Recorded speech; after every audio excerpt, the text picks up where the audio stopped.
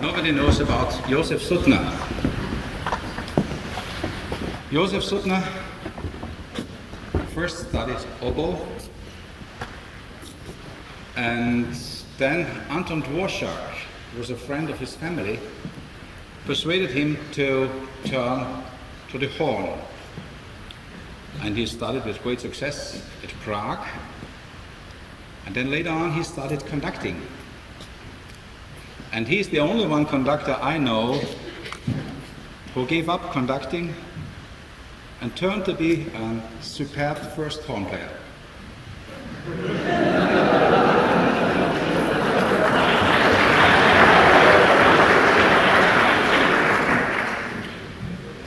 And Josef Suttner was a close friend to Bruno Jennecke.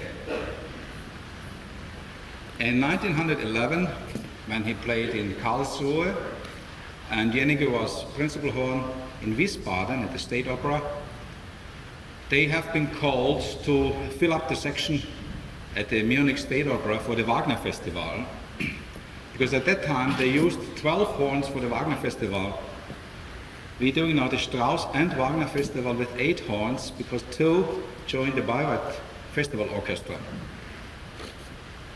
But at that time they did the ring 3 times during 4 weeks, and one day after the other, and mostly they had to play Tristan or Master Singers right after Götterdämmerung.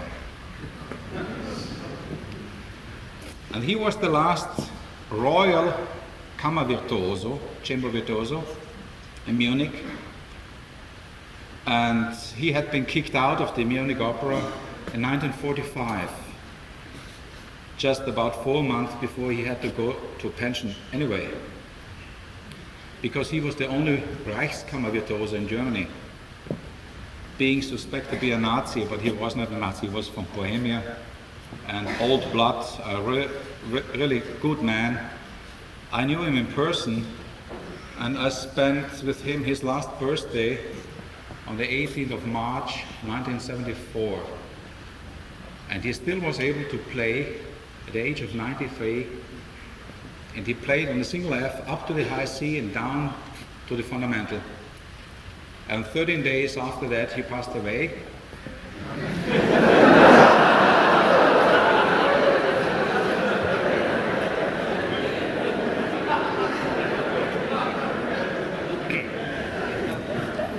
I have to tell something before that, until I return to his death. In 1947, when he was almost 66 and a half, they had the Strauss Festival in Munich, and Scholti, as a very young conductor, was supposed to conduct Schweigsame Frau. And Schweigsame Frau is terribly difficult in technique and solo, and really exciting for the horn player. Suttner didn't know the piece, he never heard the piece. They didn't play it during the war, and it was just premiered in Dresden just before the war. And all the first horns, the 2 first horns became sick. The one became sick, the other one was still not allowed to re-enter the orchestra. So Scholti called him up, picked him up by the car, and in the car he explained him the opera, and Suttner played Schweigsame Frau, Prima Vista. Unbelievable at our times now. Back to his death, his daughter told me she spent the last hour with him, and he was just talking about his life, and then immediately turned to her and said, "Oh, I have to go now to the rehearsal. Tomorrow we play Brahms second." And then he was humming the solo of the first movement, and then he slept away. Beautiful death for a very great horn player. This concerto is not a real concerto. He played it by himself. It's like a study, a concert study about the technique he had.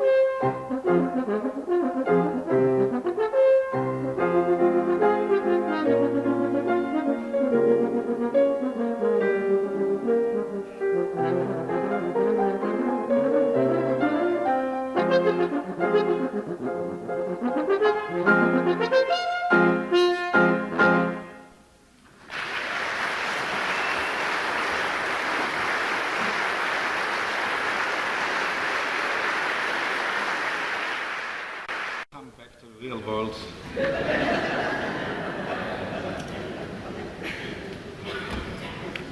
I have the orchestra parts too if somebody likes to play it. But I think it's not worth to do it. It's only a curiosity.